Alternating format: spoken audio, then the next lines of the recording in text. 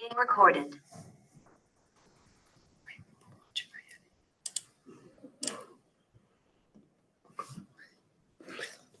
Ok, bonjour tout le monde. Donc, Mathieu Verhagen, je suis président de la Centrale Générale des Services Publics, administration locale et régionale. Donc, c'est un secteur qui reprend les hôpitaux publics, les communes, les CPS, les zones de police, comme COCOF, COCON, et donc un petit peu tous les services publics au niveau de la région bruxelloise. Alors, on va commencer ce webinaire. On est parti ensemble pour à peu près... vous inquiétez pas, vous ne serez pas avec moi pendant 1 heure. Il y a un chat qui est proposé, comme dans toutes les réunions Zoom. Et donc, on propose par rapport à ça que vous puissiez poser vos questions dans le chat. On va essayer de rassembler ces questions et de vous répondre par après. Maintenant, s'il y a d'autres questions plus individuelles ou autres, on va effectivement partager des adresses mail et le site internet. Donc voilà, aujourd'hui nous sommes effectivement le 30 septembre 2025 et nous allons vous parler de différentes choses. Il y a différents intervenants qui vont venir. Il y a effectivement Yves Martens qui va parler sur l'impact de la loi chômage. Il y a Aurélie Meunier qui va vous parler des pensions, de ce qui est mis sur la table. Véronique Lorge va vous parler des services publics. Et Karine Rotzeler va finir effectivement ce webinaire en proposant des pistes de solutions. Nous sommes aujourd'hui face à un gouvernement de droite, voire de droite extrême, qu'on appelle l'Arizona, et qui clairement a attaqué la sécurité sociale. Alors, la sécurité sociale, vous allez me dire, bah, c'est quoi la sécurité sociale? La sécurité sociale, c'est la vraie sécurité pour toutes et tous. Quand on perd son boulot, ce qui peut arriver, on a droit au chômage. Quand on est vieux, quand on a fait sa carrière, on a droit à une pension. On a droit à des soins de santé, une maladie invalidité, à des allocations familiales. Et cette sécurité sociale a été attaquée de manière très brutale, alors que c'est quand même quelque chose qu'on a mis en place pendant 80 ans. Ce qu'on entend aujourd'hui, tout le temps, et un petit peu partout, malheureusement, et beaucoup au niveau du gouvernement, mais ce n'est pas qu'en Belgique, c'est que en fait, on n'a pas le choix. On n'a pas le choix parce qu'on doit mettre en place ce qu'eux appellent une politique de rigueur et ce que nous, on va appeler une politique d'austérité. Alors, une politique d'austérité, c'est quoi? C'est finalement une légitimation par le gouvernement pour dramatiser l'état insoutenable des finances publiques belges. Donc, on dit c'est vraiment catastrophique, la dette explose, tout explose, on n'a plus d'argent, on ne peut plus payer. 2 possibilités par rapport à ça, soit effectivement augmenter les impôts, soit couper en tant que tel dans les dépenses, essentiellement dans la sécurité sociale et aussi, malheureusement, dans les services publics. Je rappelle que les services publics, c'est effectivement la richesse de celles et ceux qui n'en ont pas, que d'avoir des crèches de qualité, d'avoir des hôpitaux de qualité, d'avoir un enseignement de qualité, une culture et ainsi de suite, ça permet de renforcer le vivre ensemble, ça permet de renforcer la solidarité et ça permet de vivre de manière digne, ce qui est quand même prévu d'une manière ou d'une autre dans la Constitution. Et donc le gouvernement dit, voilà, augmenter les impôts, non, puisqu'il nous a promis, enfin les gouvernements, les partis qui sont au pouvoir, ont promis une augmentation de 500 €. Et je pense que c'est quelque chose qui a beaucoup parlé aux gens. Ce qu'il faut savoir, c'est d'abord que les 500 € en tant que tels, ils n'arriveront sans doute jamais, puisqu'on est vraiment face à un gouvernement, je pense, on peut le dire, de menteurs, de manipulateurs et autres, avec des politiques très dures, mais aussi, surtout, que ne pas vouloir augmenter les impôts et ne pas vouloir aller prendre l'argent où il est, ça implique, d'une manière ou d'une autre, de couper dans les dépenses. Le vrai danger aujourd'hui, puisque on a quand même eu la crise Covid, on a eu la crise de l'Ukraine, on a eu la crise de l'énergie, c'est de refaire ce qu'on a fait en 2008, quand il y a eu la crise bancaire, c'est-à-dire faire payer toutes et tous les travailleurs, toutes les personnes qui sont là, donc les travailleurs avec ou sans emploi, avec ou sans papier, de manière ou d'une autre, en disant on n'a pas le choix, on met cette politique d'austérité en place et on va y arriver ensemble, voilà, on va couper. Alors couper, on peut demander à Elon Musk ce qu'il en pense, parce que couper, on peut couper à un point, mais à un moment, ça ne fonctionne plus. Et aujourd'hui, on est arrivé vraiment à une charnière, et je vais expliquer pourquoi on coupe à certains endroits et pas à d'autres. Donc, D'abord, quelques chiffres. La dette, puisqu'on parle toujours de la dette, c'est plus ou moins 600 milliards d'euros. Le PIB, c'est 600 milliards d'euros aussi. Le budget de l'État, c'est 300 milliards. Sur les comptes d'épargne au niveau individuel, 200 milliards d'euros. La fraude fiscale à 30-40 milliards d'euros et l'évasion fiscale à 600 milliards d'euros. On n'a jamais créé autant de richesses aujourd'hui en Belgique. Et cette pression, finalement, en utilisant la dette par le Fonds monétaire international, par la Banque centrale européenne, par la Commission, en disant, ben voilà, vous devez réduire absolument la dette, c'est un peu faire ce qu'on a fait en Grèce en 2008, où là, on est passé de 120% du PIB à 180%. On a mis le pays à plat et on a tué effectivement l'accès aux services publics. C'est ce qu'on appelle finalement la mise en place de plans d'ajustement structurel. C'est de dire aux gens, un petit peu comme la région bruxelloise qui annonce une baisse de 20% aussi, on annonce 10% plus ou moins de baisse sur tous les fonctionnements de l'État, 20% au niveau de la région bruxelloise, c'est couper des services entiers. Couper des services entiers, c'est couper par exemple le programme d'activation sociale avec la pauvreté infantile. C'est couper les cours d'alphabétisation, alors qu'on sait que l'accès à l'emploi passe nécessairement par une connaissance de la langue.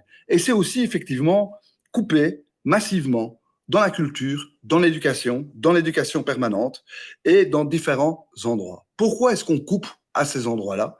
Parce qu'il y a vraiment une volonté derrière aussi d'affaiblir les corps intermédiaires, d'affaiblir les syndicats, d'affaiblir les mouvements de jeunesse et de créer une espèce de chape de plomb comme ça dans les communes les plus pauvres et dans les endroits les plus pauvres. Au niveau bruxellois, c'est clair qu'on va être impacté de manière très lourde et de manière très forte. On a vu des maisons de repos qui ont fermé, on a vu des soins à domicile qui ont fermé, on a vu différents services qui commencent à fermer. Et là, on se demande un petit peu comment est-ce qu'on peut réagir. Ben, réagir, on peut le faire. Chers camarades, chers collègues, chers amis, on peut le faire et faisons-le ensemble. Parce que eux, finalement, dans le système néolibéral, qu'est-ce qu'ils veulent? À part une fabrique de pauvres, dont Yves va certainement vous parler avec cette loi chômage, l'individualisme, la méritocratie, et de taper finalement sur les plus pauvres, les migrants, taper sur les femmes avec des périodes non assimilées, taper sur tout ce qu'on peut taper, ben, c'est créer finalement, c'est diviser pour régner. Et donc, par rapport à ça, n'oublions pas non plus l'histoire que le grand capital, dans les années 30, a mis en place ou a pu mettre en place un système fascisant avec un pouvoir fort. Et donc, couper dans la culture en disant que la culture n'existe pas, mais que ce n'est que du divertissement, couper dans l'éducation, couper dans toutes ces matières qui sont très importantes pour la cohésion sociale et pour le vivre ensemble, ben, c'est une façon finalement d'affaiblir les résistances et d'affaiblir la possibilité pour les gens de s'émanciper et de vivre ensemble de manière dignement. Alors, vous allez dire, voilà, on critique les plans d'austérité, est-ce qu'il n'y a pas d'autres possibilités? Ben oui, il existe plein de possibilités. Il y a beaucoup de gens qui sont en maladie longue durée, beaucoup de gens qui sont au chômage, et il y a beaucoup de gens qui sont en burn-out parce qu'ils n'en peuvent plus, parce que le rythme est beaucoup trop important. La réduction collective du temps de travail avec l'embauche compensatoire est une possibilité. Une taxe sur les millionnaires en serait une autre.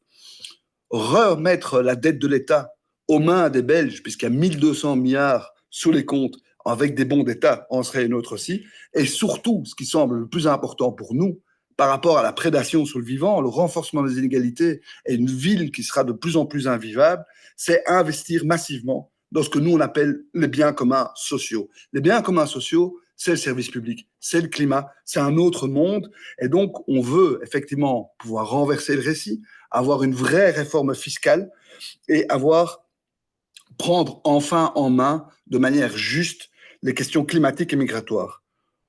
Je pense que les solutions, elles existent, c'est question de bonne volonté. Qu'est-ce qu'on veut? Est-ce qu'on veut un monde où chacun est pour soi, où chacun, soi-disant, aurait le mérite de pouvoir y arriver ou autre, ou bien est-ce qu'on veut un monde plus solidaire, plus juste, où on tient compte effectivement des bouleversements climatiques qui sont à l'œuvre et où, d'une manière ou d'une autre aussi, le migrant n'est pas celui qui va venir prendre notre boulot, mais la personne qu'on peut accueillir.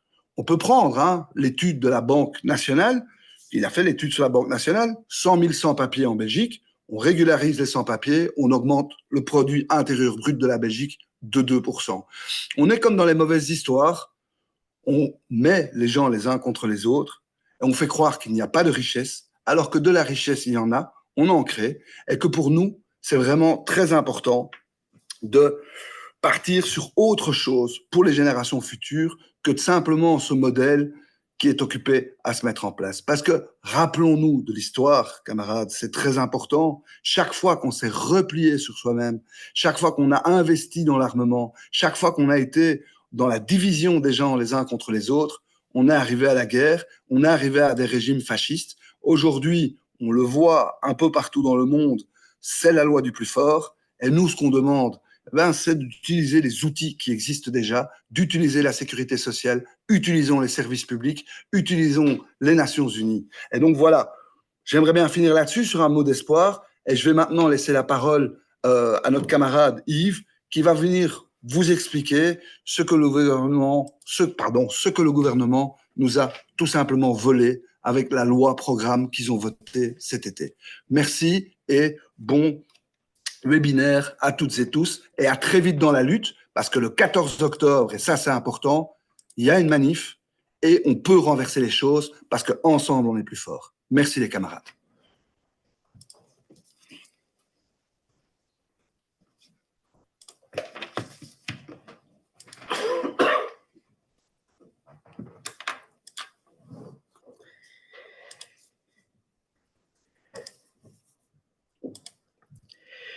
Bonjour, Yves Martens, coordinateur du collectif Solidarité contre l'exclusion, co-rédacteur en chef de la revue Ensemble que le collectif édite. Et vous trouvez tous nos numéros et tous nos articles par thème sur le site ensemble.be. Par ailleurs, on est une association syndicalement ancrée avec une vice-présidence FGTB et une vice-présidence CSC. Et moi, je suis affilié de longue date à la CGSP Culture jusqu'à ce qu'on me bascule sur le 7K.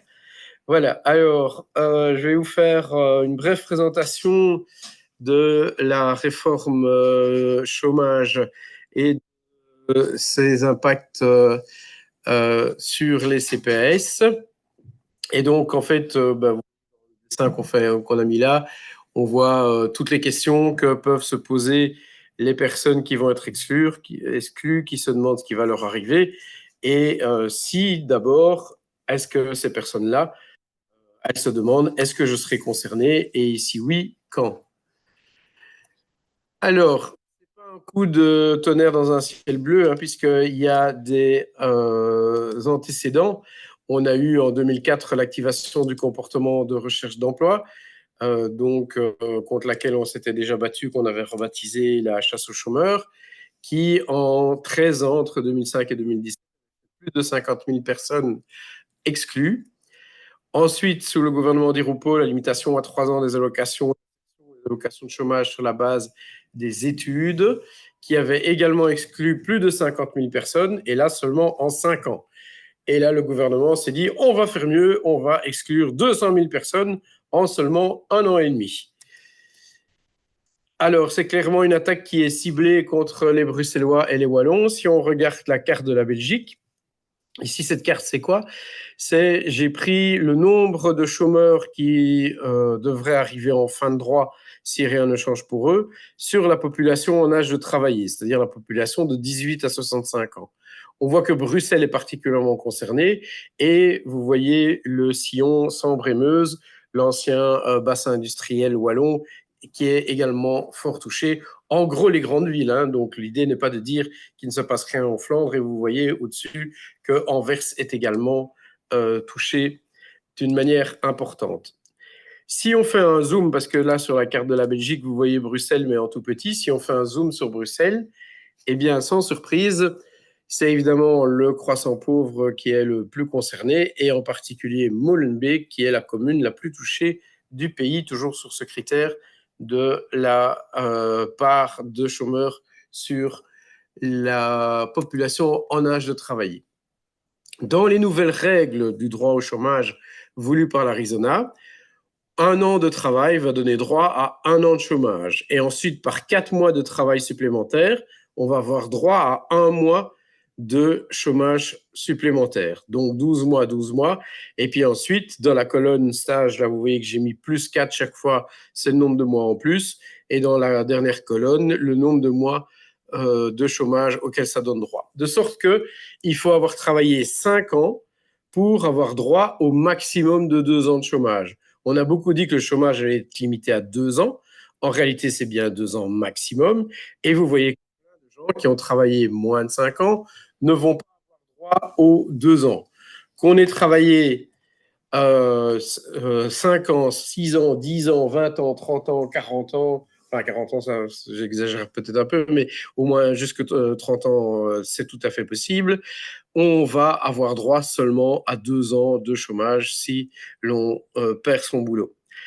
Ça pose évidemment des questions aussi pour les CPS, évidemment. Vous savez que un des seuls outils qu'a le CPS pour la mise à l'emploi, c'est le fameux article 60, paragraphe 7, qui permet de mettre au travail pour le temps nécessaire pour bénéficier du chômage des personnes aux revenus d'intégration. On n'imagine évidemment pas que les CPS vont se mettre à l'emploi pendant 5 ans quelqu'un pour qu'il ait droit au maximum de 2 ans.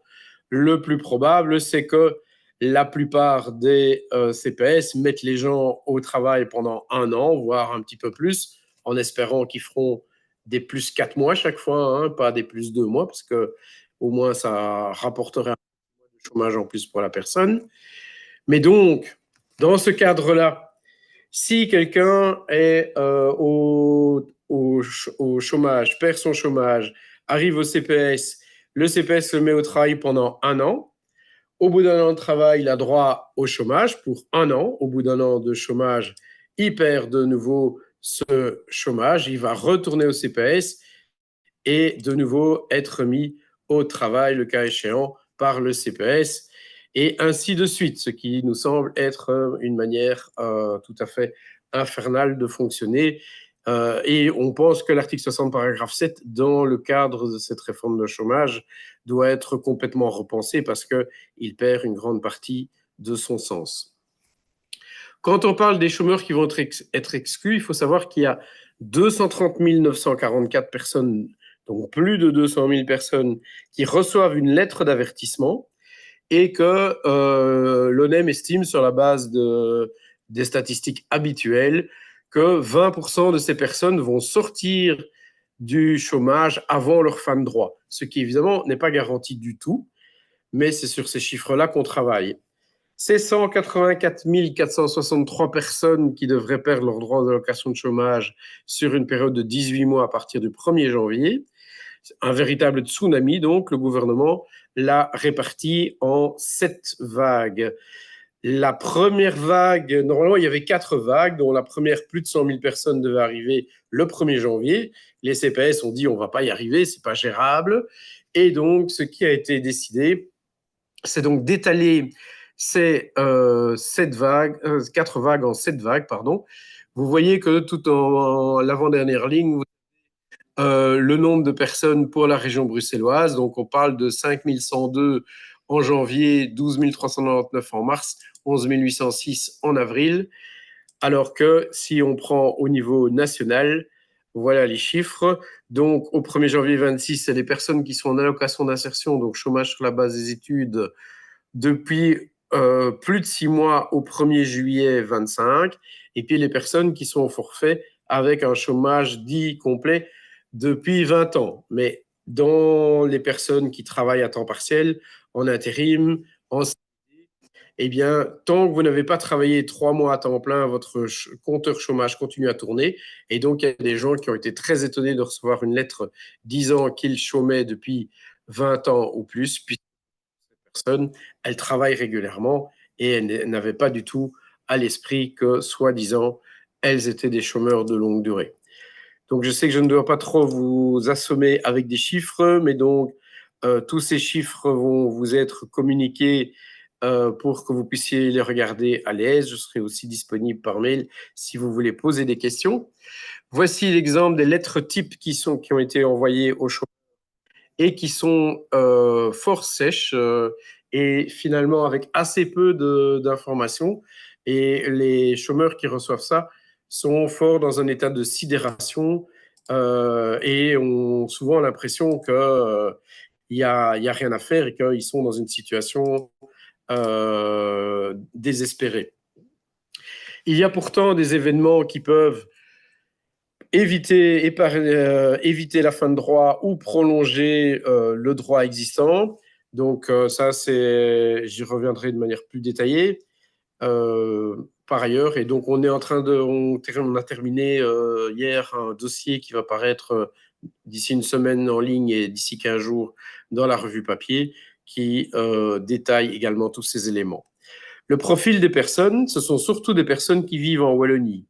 Mais si on reprend, comme je vous l'ai dit tantôt pour la carte que je vous ai montrée, la part des personnes concernées sur la population de 18 à 65 ans, pour l'ensemble de la Belgique, on est à 2,56%, 1,39% en Flandre, 3,81% en Wallonie, le double, et 4,94% à Bruxelles, quasiment 5%. Proportionnellement à la population active, c'est bien Bruxelles qui est la plus concernée. Si vous regardez les 25 communes les plus concernées, toujours avec comme critère ce ratio sur la population de 18 à 65 ans, c'est Molenbeek-Saint-Jean devant Liège et Saint-Josse qui sont les plus concernés. Dans ce top 25, entre guillemets, vous avez 10 communes bruxelloises, 5 de la province de Liège et 10 de la province du Hainaut. En termes de nombre de personnes, la commune la plus concernée, avec plus de 10 000 personnes, c'est Anvers, mais c'est parce qu'Anvers a fait une fusion de tous les différentes anciennes communes qui sont appelées maintenant des districts, donc qui est extrêmement étendue. Mais en réalité, quand on prend le ratio sur la population de 18 à 65 ans, au lieu d'être en première position, Anvers n'est qu'à la 142e position. C'est la première commune flamande concernée. Il s'agit principalement d'hommes, pour une fois, alors que c'est souvent les femmes qui sont plus concernées. Mais attention, parce que parmi les femmes, 51% sont cohabitantes. Et vous savez bien, quand vous travaillez en CPS, que ce sont les personnes cohabitantes qui ont le plus de risques de ne pas avoir droit au CPS si elles n'ont pas d'autre solution. En plus, s'il y a encore un nombre important de cohabitants, en fait, avec 29% d'isolés et 29% de chefs de ménage, ce sont presque 6 chômeurs exclus sur 10 qui devraient ouvrir un droit au revenu d'intégration. On vous parle beaucoup des 3 tiers, vous avez sans doute entendu parler de ça. Un tiers qui retrouverait de l'emploi, un tiers qui passerait au CPS et un tiers qui se retrouverait sans rien. Ces chiffres sont complètement nuls, bidons, non étayés. Ils se basent sur la limitation à 3 ans des allocations d'insertion. À l'époque, la majorité, plus de 2 tiers des exclus, étaient des cohabitants, et donc il n'est pas étonnant qu'il n'y ait eu qu'un tiers des personnes exclues à l'époque qui avaient droit au CPS. Ici, on est dans la proportion quasiment inverse. Donc les chiffres qu'on vous donne en CPS, et notamment les estimations qui ont été faites au sein des CPS, pour la plupart, se basent sur des chiffres qui sont totalement sous-estimés. Les personnes en question, sans surprise, sont peu scolarisées. 47% ont seulement un diplôme de secondaire inférieur et 34% donc un diplôme d'enseignement secondaire supérieur. Ça confirme que c'est complètement absurde parce que pour pouvoir former ces gens-là, il eût mieux valu qu'ils restassent au chômage et puis qu'ils puissent par là avoir accès à des formations, ce qui n'est malheureusement pas le cas. Au niveau des tranches d'âge, on a beaucoup dit que les 55 ans et plus allaient être épargnés. Au contraire, ils forment 18,81% des fins de droit. Et quand on voit en plus qu'il y a 10% dans les 45-49 et 10% dans les 50-54, ça veut dire que 4 futurs exclus sur 10 ont entre 45 et 65 ans, un âge où il est évidemment plus difficile de retrouver du boulot. Qu'est-ce qu'on peut faire avant la fin de droit pour éviter de devoir se tourner in fine vers le CPS? Il y a 3 possibilités en dehors évidemment du Graal de retrouver un emploi à temps plein. Basculer vers une autre allocation de sécurité sociale, reprendre des études ou une formation, aller vers le temps partiel. Par rapport à une autre allocation de sécurité sociale, il y a le passage à la mutuelle, mais c'est évidemment pas évident et pas une solution durable nécessairement. Attention, il faut au maximum 30 jours après la fin de droit avoir introduit sa demande à la mutuelle, sinon c'est trop tard. Par rapport à la pension, c'est encore plus problématique parce que même pour les chômeurs âgés de 63-64 ans, il semble quand on va sur MyPension qu'il n'y ait plus de date la plus proche de la pension qui figure, sans doute parce que l'Arizona va encore prendre des mesures sur la pension, comme Aurélie va vous en parler dans un instant. La reprise d'études ou de formation pour des métiers en pénurie qui permettent d'obtenir une dispense, ça doit être entamé avant le 1er janvier 26. Ça veut dire que pour les études, c'est maintenant. Normalement, le dernier jour d'inscription en études supérieures, c'était aujourd'hui. Il faut donc le faire en toute urgence. Ça permettrait de maintenir les allocations pendant la durée de la formation, ce qui n'est pas rien, mais attention, c'est tant que la dispense est renouvelée. Or, en cas d'échec, elle n'est en général pas renouvelée. La reprise à temps partiel pourrait aussi être une solution puisqu'elle permet de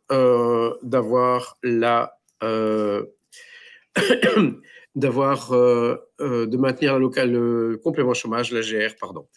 Alors, après la fin de droit, il y a évidemment la question du CPS. Alors, on voit que les 40 775 personnes que ça représente à Bruxelles, vous avez ici le tableau par commune que ça représente. Et je rappelle encore une fois que ce sont des chiffres qui sont sous-estimés et qui représenteraient évidemment une augmentation énorme pour des CPS qui sont déjà très largement débordés. Alors, le fédéral a beaucoup dit qu'il allait soutenir les CPS par rapport à ça. Il est vrai qu'il y a des montants plus importants que ce qui avait été prévu au départ qui ont été avancés, notamment en couvrant à 100% en 2026 le revenu d'intégration, 90% en 27, 80% en 28 et 75 à partir de l'année 29. Augmenter aussi le taux de remboursement pour les personnes qui introduisent une demande à partir du 1er juillet 26, donc les gens qui sont en deuxième période d'indemnisation. Et puis, une augmentation temporaire. Alors, ça, c'est seulement pour le revenu d'intégration, donc ça ne prend pas en compte toutes les autres frais que les CPS vont devoir affronter. Heureusement, il y a quand même une amélioration également pour la subvention qui couvre les frais de personnel, donc qui est augmentée pour les personnes qui introduisent une demande entre le 1er janvier 26 et le 30 juin 26. Il en empêche que ça ne va pas être suffisant. Ce n'est pas ça qui va miraculeusement faire augmenter la taille des bâtiments de vos CPS, augmenter l'encadrement, augmenter le matériel, etc. Et donc, tous ces éléments-là s'annoncent certainement insuffisants.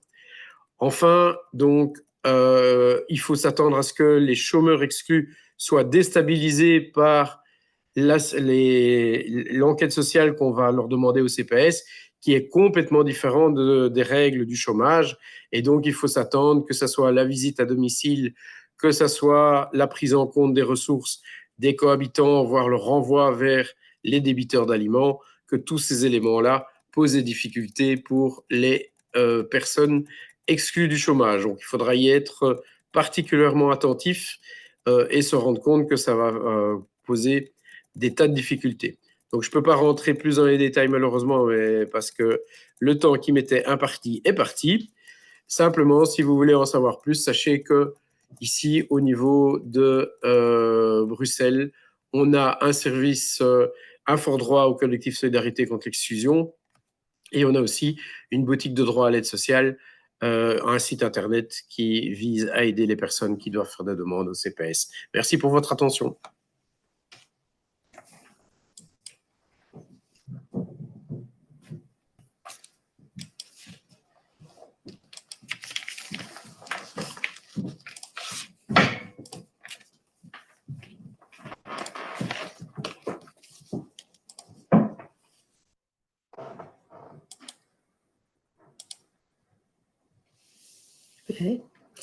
Bonjour tout le monde.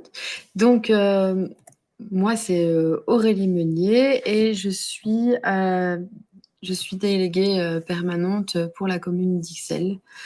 Et ce que je vais vous présenter aujourd'hui, c'est comment l'Arizona décide de s'attaquer à nos pensions. Alors, il y a beaucoup de choses à dire sur les pensions, mais on va se concentrer aujourd'hui sur 4 points importants qui sont, à mon avis, les 4 points sur lesquels il faut vraiment se battre et pour lesquels il faut faire reculer le gouvernement. Le premier point sera la question du malus pension. Le deuxième point, c'est la question de comment on calcule une année de travail pour avoir droit à une année de pension, le nombre de jours de de travail qui donne droit à une année de pension, la pénibilité du travail et la question des services publics, parce qu'on est quand même à la CGSP, n'est-ce pas? Alors, la première chose, c'est le malus pension. Bon, qu'est-ce que c'est le malus pension?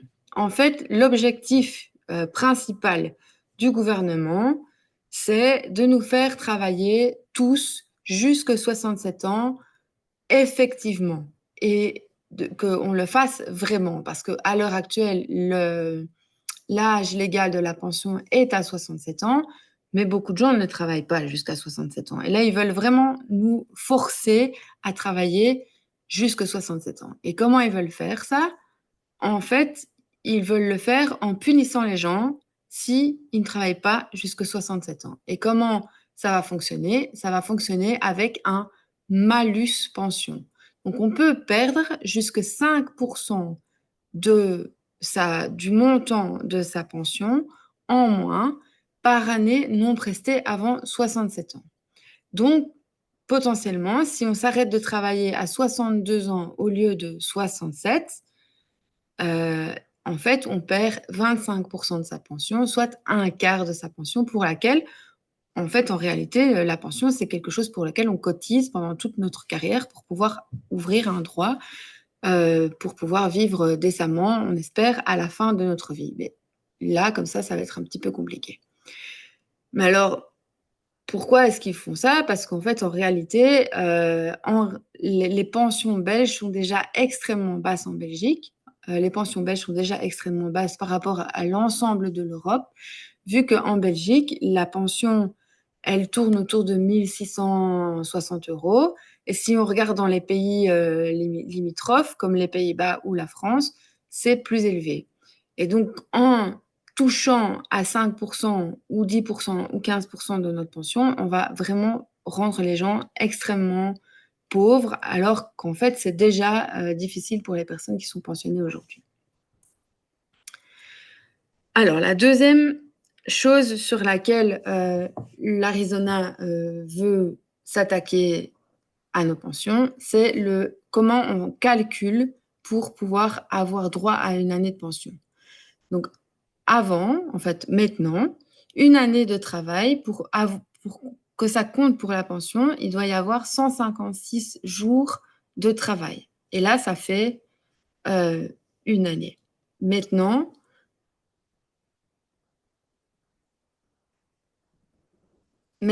c'est 104 et en fait, après, ce sera 156. Donc, je recommence, ça va tout de suite aller mieux.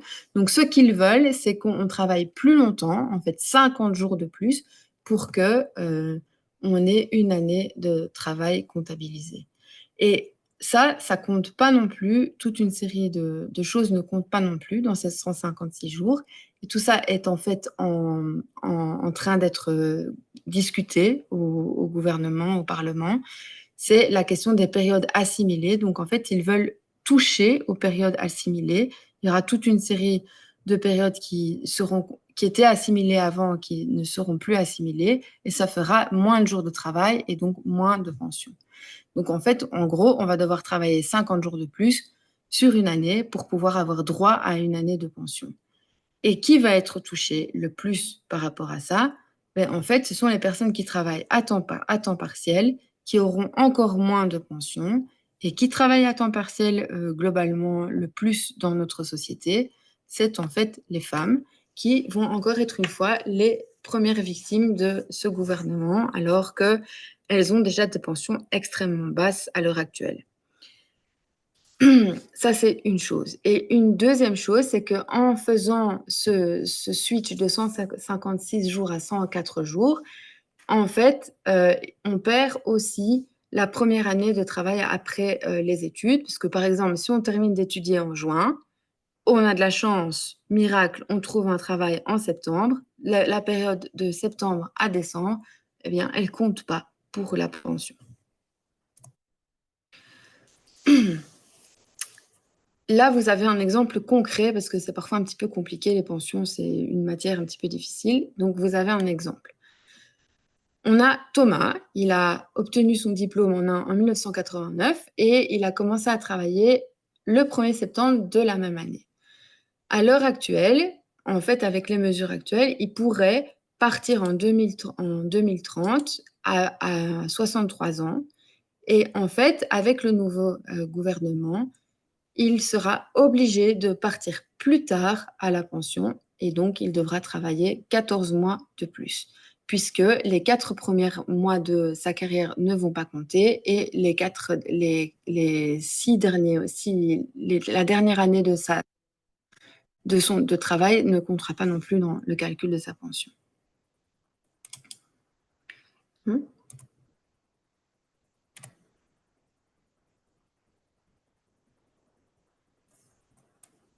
Voilà. Alors, avec le gouvernement Arizona, en fait, ils nous disent aussi que si on peut s'arrêter de travailler à 60 ans si on a commencé à travailler très tôt, à 18 ans. Ça, c'est le nouveau truc que c'est le truc que Georges-Louis Boucher, par exemple, il sort tout le temps à la télévision en disant oui, mais on peut partir plus tôt si vous avez commencé à travailler à 18 ans. Sauf qu'en réalité, ce n'est possible que si vous avez presté 42 ans de travail. C'est énormément, c'est très très très peu de gens qui peuvent y arriver parce que les conditions sont extrêmement strictes. Elles sont encore plus strictes que les autres où il faut 156 jours de travail. Là, il faut pouvoir justifier 234 jours de travail par an pour pouvoir avoir cette mesure spécifique. Et en plus, il y a toutes des périodes qui sont normalement des périodes assimilées qui ne sont pas assimilées pour cette mesure spécifique. Ce qui fait qu'il y aura très peu de gens qui vont atteindre ces conditions. Et donc, on nous montre un exemple pour dire oui, mais regardez, en fait, c'est pas si grave, vous allez pouvoir partir à la pension à 60 ans, mais en fait, c'est seulement 1% des femmes et 3% des hommes qui vont y arriver. Et la majorité des gens vont en fait devoir travailler jusqu'à 67 ans. Alors, une autre chose aussi, c'est la question de la pénibilité. En fait, avec le gouvernement Arizona, ils veulent vraiment s'attaquer tout à fait à la pénibilité. Il n'y a plus de prépension, ou quasiment plus de prépension. En fait, ce qu'on constate, c'est que quand on s'attaque à la prépension, parce qu'il y a déjà eu des attaques sur la prépension auparavant, il y a dans la réalité plus de malades et donc, du coup, ça fait que ça ne règle pas le problème de la sécurité sociale. Et aussi, au niveau du service public, ils veulent supprimer toute une série de statuts de métiers pénibles qui existent déjà, comme par exemple les militaires, les cheminots, etc. Eux, on leur dit non, mais maintenant vous pouvez partir plutôt à la pension, mais petit à petit, ce sera 67 ans pour tout le monde. Et pour les enseignants aussi, il y a un allongement de la carrière.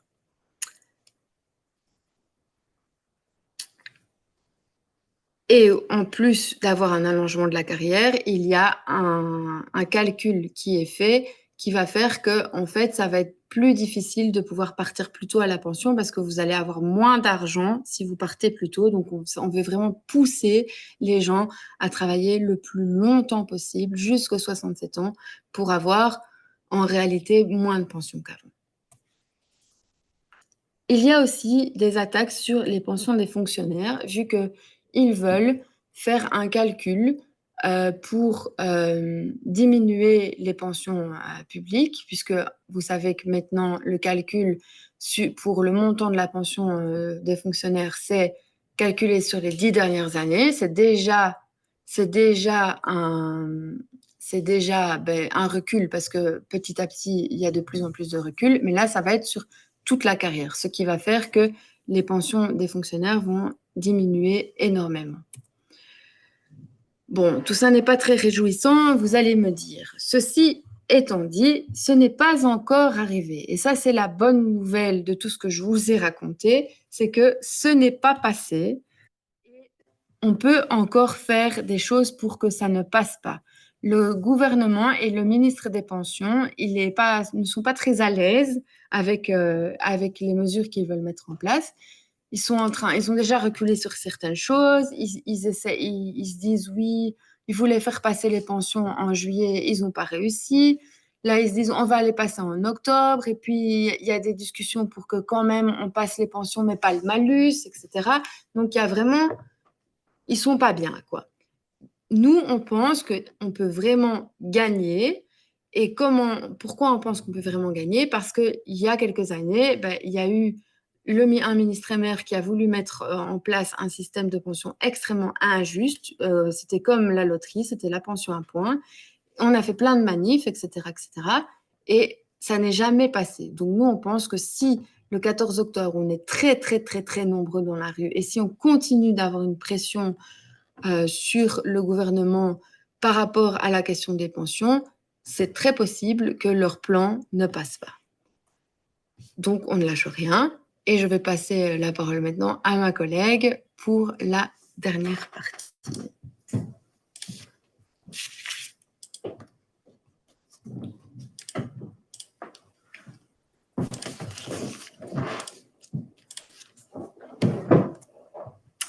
Donc bonjour, moi je suis Véronique Lorche, je suis une déléguée CGSP dans un hôpital public. Et donc moi je vais vous parler, je vais faire un petit focus sur les services publics, mais aussi sur la santé qui est la matière que je maîtrise le mieux. Et donc vous voyez ici à l'écran que la volonté de l'Arizona est de limiter toutes nos dépenses. Ils veulent d'ici 2029 épargner 18 milliards. Et 5 milliards d'économies supplémentaires pour permettre de financer leur réforme fiscale, qui est quand même un de leurs chevaux de bataille, et de pouvoir refinancer la police et la justice, et aussi les pouvoirs locaux en matière de CPAS, pension. Et nous ne parlons même pas de financement des militaires qui devrait atteindre 5% d'ici quelques années. Donc un effort global de 23 milliards qui n'intègre pas tout ce dont nous avons déjà discuté. Alors, attaque sur nos services publics. Donc, à part ce que ma camarade vient de vous expliquer, ils veulent aussi restreindre notre accès au crédit temps en fin de carrière. Quand on a travaillé 30 ans de carrière, on pouvait diminuer son temps de travail pour pouvoir souffler un petit peu et tenir jusqu'au bout. Ça, ils veulent nous l'enlever. Et donc, spécifiquement dans les services publics, ils voudront épargner 14 milliards. La fin de la statutarisation, ce qui était déjà le cas du côté flamand et qui est ce que nous subissons déjà depuis quelques années dans certaines de nos administrations locales et régionales et surtout dans nos hôpitaux publics. Ils veulent aussi réformer le système de l'indexation et pour ça, les partenaires sociaux devront venir avec des propositions auprès d'eux. Le travail de nuit, il ne commencera plus à 20 heures, mais il commencera à minuit dans le secteur de la logistique pour le moment, mais je leur fais confiance, ils voudront étendre ça à d'autres secteurs. C'est un petit lâcher de ballon pour voir comment on réagit. Et alors, la disparition de la durée minimum hebdomadaire qui devrait normalement être 13 heures, donc ce serait des contrats à 0 heure, comme en Angleterre. Limitation de la période de préavis à 52 semaines, c'était déjà plus très bon depuis la réforme de 2013-2014. 52 semaines, ça fait 1 an quand on reçoit un préavis. Le temps de travail sera annualisé. C'est aussi une manière de presser nos salaires horaires.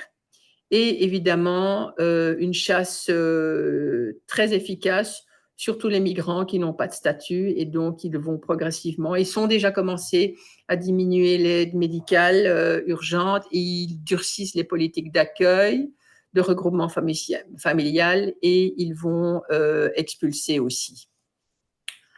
Alors, dans nos services publics, les licenciements et les postes non remplacés, on connaît déjà. Chez nous, dans nos hôpitaux publics, il y a un gel des recrutements dans certains services. Ça va déjà continuer à dégrader des conditions de travail qui le sont déjà. Nous constatons déjà de nombreuses personnes qui sont en absence maladie parce qu'ils n'en peuvent plus et ils vont continuer à mettre la pression sur nous. Et évidemment, tout ça c'est dans l'idée de mettre une pression sur les salaires, pas seulement des services publics, mais de tout le monde, parce qu'en jetant plein de personnes sur le marché de l'emploi, eh bien, ça va mécaniquement comprimer les salaires, puisqu'il y aura beaucoup de personnes pour le même job. Manque d'emploi statutaire, utilisation de nombreux contrats précaires, nous le voyons déjà maintenant dans nos services publics, mais c'est partout. Les contrats article 60 sont très nombreux et la fermeture de toute une série de services que nous voyons aussi ici à Bruxelles, des maisons de repos, des aides à domicile, des crèches qui sont privatisées. Par contre, il y a des pistes de solutions. On ne s'est pas du tout attaqué à la fraude financière qui représente une manne d'argent et aussi au fait que les entreprises reçoivent depuis de nombreuses années des subventions ou des ristournes sur leurs cotisations sociales et les impôts qu'ils doivent payer. Et ça n'a pas été réévalué par notre gouvernement. Ils sont dans un dogmatisme et il faut aider les entreprises à tout prix. Et donc, on voit passer comme ça des milliards et des milliards des caisses de l'État vers les entreprises privées qui, elles, empochent les dividendes. Ce tableau est assez parlant. On voit que depuis 2016, ont été mis en route les réductions du taux de l'emploi, du taux de l'impôt des sociétés et une réduction des cotisations sociales. Et comme c'est parti, ils vont vouloir continuer. Et donc, ça, c'est de l'argent qui va disparaître. Et puis, on va nous reprocher que les caisses sont vides, alors que ce sont eux qui les ont vidées. Donc, concernant la santé, en rouge, on voit ce qu'eux veulent mettre en place.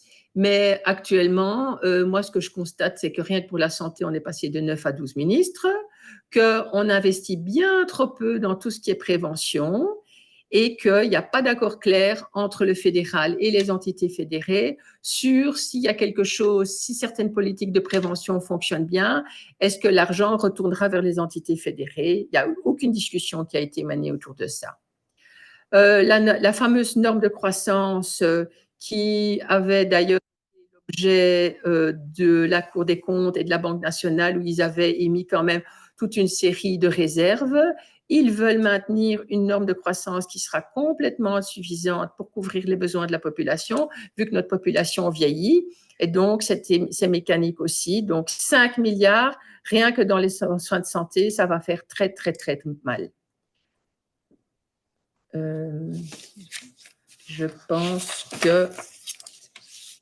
Ah, voilà.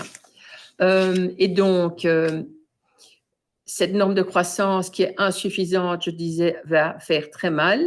Et donc, aucun investissement, mais 1 milliard d'économies. Et donc, nous nous dirigeons vers encore moins de lits d'hospitalisation et beaucoup plus de one day. La première ligne qui actuellement n'est pas bien rémunérée, les gens n'arrivent plus à vivre avec ce qu'ils gagnent en étant même dans des statuts indépendants. Ils travaillent comme des fous et ça ne fonctionne pas. Donc là, il y a certainement quelque chose à faire au niveau de notre gouvernement. Le report des dépenses qui devrait être remboursé aux citoyens, eh bien finalement, c'est le citoyen qui porte ses dépenses alors qu'il paye déjà 20 à 25% de sa poche. Il va y avoir une grande concentration des lits dans certains endroits et donc il faut imaginer quelque chose pour transporter les personnes entre hôpitaux ou de chez eux vers les hôpitaux. Là, il n'y a rien qui est prévu. La responsabilité des patients et de leur entourage, on ne tient pas du tout compte des groupes précaires. Le secteur pharma n'est quasi pas mis à contribution alors qu'il engrange des bénéfices énormes. Et alors, un problème aussi, c'est l'explosion des coûts des fournitures et de l'énergie pour les institutions qui délivrent des soins, parce qu'on a des gros coûts d'énergie, et ce qui entraîne évidemment pour les hôpitaux en Belgique un déséquilibre financier certain. En tout cas, ça contribue au déséquilibre financier. 2/3 des hôpitaux ne s'en sortent pas, et à Bruxelles en particulier, sur tous les hôpitaux bruxellois, donc privés et publics, les 3/4 sont dans le rouge. Donc, une dette cumulée de 86 millions d'euros pour 2023. En tout cas, c'est les derniers chiffres que j'avais. Et à Bruxelles, tout particulièrement, la population, elle est pauvre. Donc, plus d'1/3 de la population est en risque de pauvreté. dont les enfants. C'est 2 fois plus que la moyenne nationale et les hôpitaux publics en particulier accueillent tout ce public faible et donc ça n'a pas non plus été discuté. À côté de ça, il y a la pénurie de soignants, la pénurie de médecins, mais aussi la pénurie d'infirmières. Rien que du côté francophone, il va manquer dans les 5 prochaines années 26 000 infirmières. Voilà. À part la santé financière des hôpitaux, nous savons que l'Arizona va s'attaquer également aux malades de longue durée, qui sont actuellement 540 000 en Belgique. Alors, le tiers de ces personnes, c'est des problèmes mentaux, des problèmes de dépression, des problèmes de burn-out liés soit à des facteurs familiaux, soit à des facteurs liés au travail, vu la pression au travail, soit une combinaison des deux, et un tiers quand même des troubles musculo-squelettiques. Voilà. Et dans ces 540 000, 40% ont plus de 60 ans. Et donc, je ne vois pas comment ces gens vont pouvoir reprendre le travail. Et de toute façon, les employeurs ne jouent pas le jeu puisqu'ils ne les remettent pas au travail et puis ils les virent. Donc, l'idée de l'Arizona, c'est de responsabiliser les employeurs, les travailleurs, les médecins et de les poursuivre. Les médecins, s'ils délivrent trop de certificats maladie, et idem pour les mutuelles, en punissant les mutuelles qui ne convoquent pas assez les gens et en leur enlevant des moyens pour aider les gens à retrouver le chemin du travail. Et donc, l'Arizona dit qu'ils veulent prévenir l'apparition des maladies. Vu ce qui se passe dans le monde du travail, je ne vois pas comment ça va fonctionner, parce que nous, on nous demande à fonctionner à 150%. Ils veulent prévenir que les personnes qui rencontrent des problèmes de santé soient longtemps absents du travail. Ben, pour le moment, ça n'est pas le cas. Les employeurs disent carrément aux gens, restez bien sur la mutuelle et facilitez le retour au travail. Donc, je viens de dire, les employeurs ne jouent pas le jeu. Et pour les personnes qui veulent vraiment se réintégrer, on leur propose soit des boulots pas intéressants, soit pas de boulot du tout. Et alors, après 6 mois, l'employeur peut les licencier. Pour force majeure médicale, puisque la législation a changé l'année dernière, on sanctionne les travailleurs qui ne coopèrent pas. Jusqu'à maintenant, personnellement, je n'ai pas encore rencontré de travailleurs qui ne veulent pas coopérer. Et ils veulent changer la législation sur le salaire garanti. Donc, avant, vous aviez un salaire garanti pendant 4 semaines et puis si vous repreniez le travail pendant X temps, vous aviez nouveau droit au salaire garanti si vous tombiez malade. Ils veulent prolonger le délai à 8 semaines et ils veulent aussi diminuer ces fameux 3 jours maximum de maladie par an où vous ne deviez pas donner de justificatif à 2 jours. Ça ne va pas changer grand-chose. Voilà. Donc, je vais maintenant laisser la parole à ma camarade Karine Rosteler.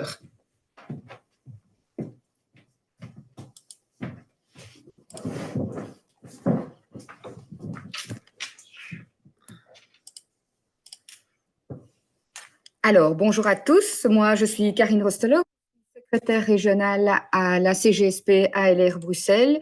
Et mon métier de base, c'était infirmière. Donc, qu'est-ce que j'ai envie de vous dire après ce calendrier des horreurs? Et on a dû se limiter, il y en a bien d'autres, mais on pensait vous parler des plus importants dans ce premier webinaire, et il y en a sûrement d'autres. C'est que on sait que on a des alternatives. Et l'alternative, c'est évidemment de s'organiser. Beaucoup de gens luttent contre les décisions du gouvernement, contre ces différentes réformes. Et lutter, ça nécessite de s'organiser entre nous. Alors, évidemment, il faut adopter... nous, on pense qu'il y a des solutions pour éviter ce genre de décision au niveau du gouvernement. On a choisi une série d'alternatives. Ces alternatives permettent la lutte et la résistance. Et donc, pour nous, les mesures d'austérité, ça ne marche pas. Hein. Ça fait déjà 4 gouvernements où on nous parle d'austérité et d'endettement. Et d'ailleurs, on voit très très bien que face aux mesures de ce gouvernement Arizona, le plan a calculé l'impact des différentes mesures mises en place par ce gouvernement et la dette ne fait que s'accroître. Elle double à la fin de la législature. Donc l'austérité et les mesures du gouvernement Arizona ne sont pas une solution. Alors, par contre, on sait que si on adopte une fiscalité plus juste socialement, par exemple une taxe sur les millionnaires, mais plein d'économistes ont aussi proposé d'autres alternatives, eh bien, on pourrait fortement trouver des financements pour mieux financer les services publics ou d'autres politiques sociales. Par exemple, ce gouvernement a fait passer une mesure où les personnes qui gagnent plus de 30 000 € par mois sont exonérées d'impôts. Ça représente 1 700 personnes qui sont concernées en Belgique, 0,01% de la population. Et donc, c'est clairement un gouvernement qui fait des cadeaux aux copains. Alors, refinancer les services publics, évidemment, pour nous, c'est la mesure phare, si on est un gouvernement qui, comme il l'a dit pendant sa campagne, on veut encourager l'emploi et soutenir les travailleurs, le levier sur lequel un gouvernement peut s'appuyer pour relancer l'emploi et l'économie, c'est évidemment de créer des emplois et des emplois publics, évidemment, parce que ça va permettre à plus de gens d'avoir plus de revenus et donc de relancer l'économie. Alors, il faut sortir des règles budgétaires européennes les matières climatiques et sociales. Ça, pour nous, c'est un impératif. L'arrêt des politiques d'exclusion, de chasse du chômeur, chasser les malades, chasser les pauvres, chasser les migrants. Syndicalement, nous défendons évidemment toujours des politiques inclusives parce que chacun de ces publics représente évidemment des personnes qui vivent autour de nous et pour lesquelles il faut proposer des alternatives pour que la vie de chacun soit meilleure.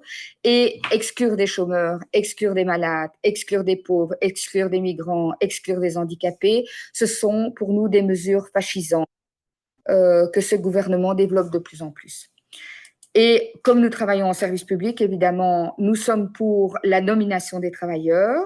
Et bien souvent, on entend dans la population, oui, c'est politique, ils octroient des passe-droits à leurs copains, ils favorisent les uns plutôt que les autres. Eh bien, la nomination permet de garantir, évidemment, que le travailleur reste dans une administration, non pas parce qu'il est copain d'un parti ou d'un autre parti, mais pour ses compétences et le travail qu'il effectue.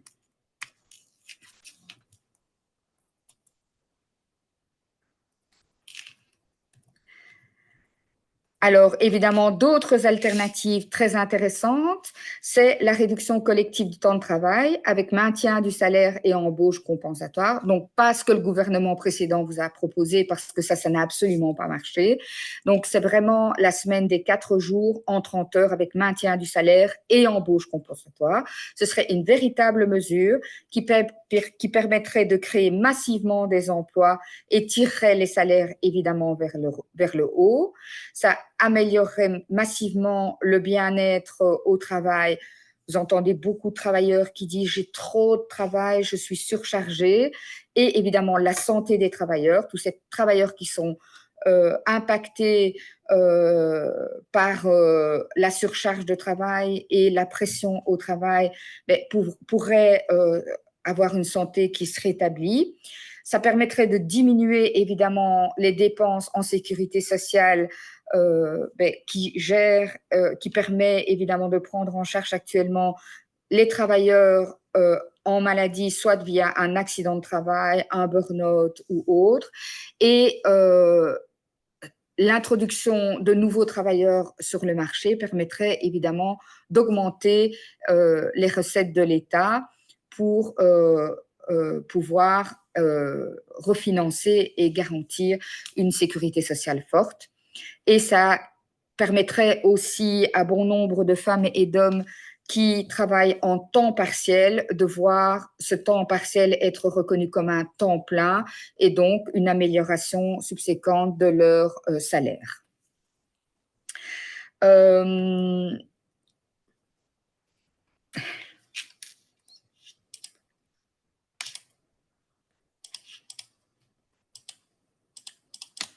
Juste une petite minute, on retrouve notre dia suivante.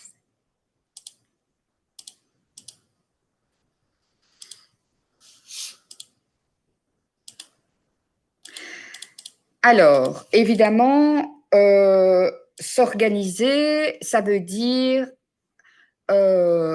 dire à ce gouvernement qu'on n'est pas d'accord avec tout ce qu'on entend dans la presse, dans le journal, dans ce que vos organisations syndicales partagent avec les travailleurs sur les différentes mesures, et réagir et montrer son mécontentement, c'est évidemment se mobiliser. Comment? Plusieurs possibilités, au travers d'actions locales, et à partir du 7 octobre, il y aura des actions locales et au niveau des administrations locales et régionales, mais aussi d'autres secteurs. Prenez contact avec vos délégations. Le 14 du 10, alors ça, s'il y a une date que vous devez mettre dans votre agenda pour être présent à la grande manifestation du 14 du 10, c'est celle-là. Ça doit être vraiment une manifestation qui réussit. Il faut vraiment que le gouvernement comprenne le mécontentement des travailleurs avec ou sans emploi, mais aussi de toute la société civile qui se mobilise contre les mesures qui impacteront l'ensemble de la population. Et donc, c'est une grande manifestation qui a toute son importance. Pourquoi est-ce qu'elle a son importance? Parce qu'on peut encore faire reculer tout un tas de décisions qui n'ont pas été votées. Et en novembre, le 25 novembre, il y aura une grève générale des services publics. Pourquoi cette date? Parce que c'est le jour de la signature de la réforme des pensions. Entre le 14 du 10 et le 25 du 11, il y a tout un plan d'action qui est en train de se décider par région, en interpro ou entre secteurs publics. Donc, suivez les informations et restez en contact avec vos organisations syndicales. En décembre, une date est encore en discussion avec le Front commun syndical. Je ne vous la dévoile donc pas parce qu'elle n'est pas encore définitive pour le moment. Mais en décembre, il y aura encore une date de grève nationale, normalement en Front commun syndical. Et on est en train déjà de réfléchir à un plan d'action en janvier, février, parce que ce gouvernement ne va pas s'arrêter si vite.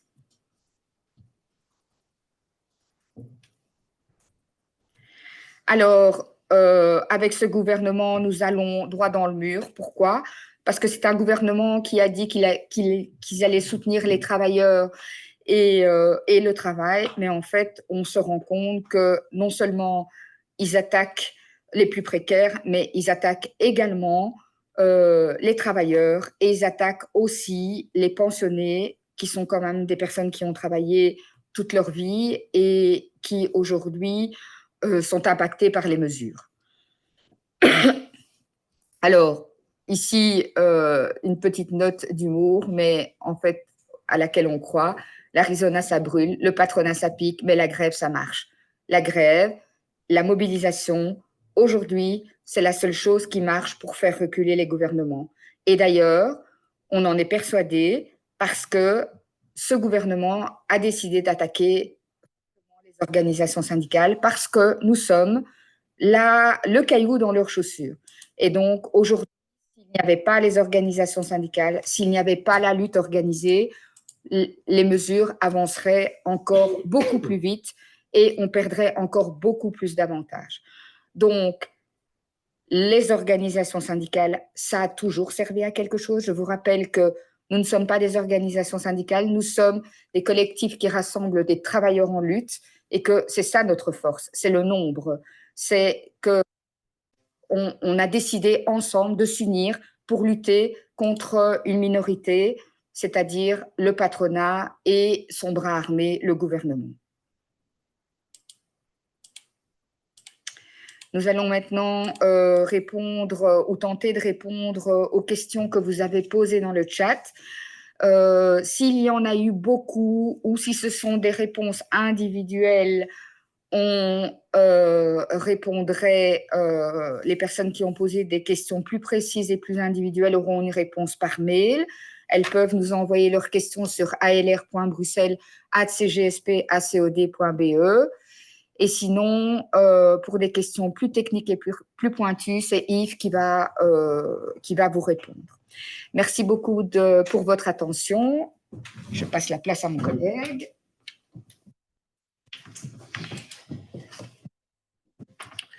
Voilà, donc évidemment, étant donné qu'on change les règles au chômage, ça s'applique aux chômeurs qui sont au chômage actuellement, mais ça s'applique évidemment également aux chômeurs les nouveaux chômeurs, ceux qui rentrent au chômage maintenant. Donc, on m'a posé la question spécifique par rapport aux personnes qui travaillent en article 60. Les personnes en article 60, avec les anciennes règles, les moins de 36 ans travaillaient 12 mois, donc ils auront droit à 12 mois de chômage.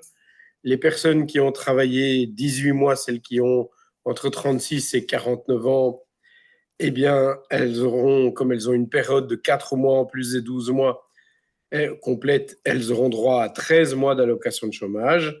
Et les personnes qui avaient 50 ans ou plus, qui ont travaillé 24 mois, elles ouvrent donc un droit à 12 mois, plus 12 mois, donc 3 périodes de 4 mois. Ça veut dire qu'elles ouvrent le droit à 15 semaines d'allocation de chômage. Donc, je vois que mes camarades s'écroulent.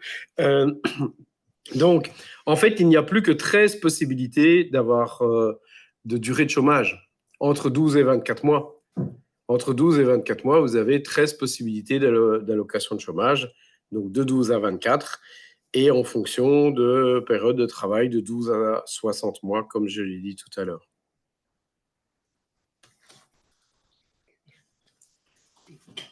Oui. Et donc, alors, par ailleurs, sachez qu'avec les syndicats en front commun et les associations, donc la Ligue des droits humains, on est en train de travailler sur un recours à la Cour constitutionnelle pour annuler la loi programme. Et d'autre part, bien sûr, soyons à toutes les mobilisations, dont bien sûr le 14 octobre, tous ensemble, on y sera. Rendez-vous à partir de 9 h, ici à la centrale syndicale, boulevard Émile Jacquemin, numéro 20.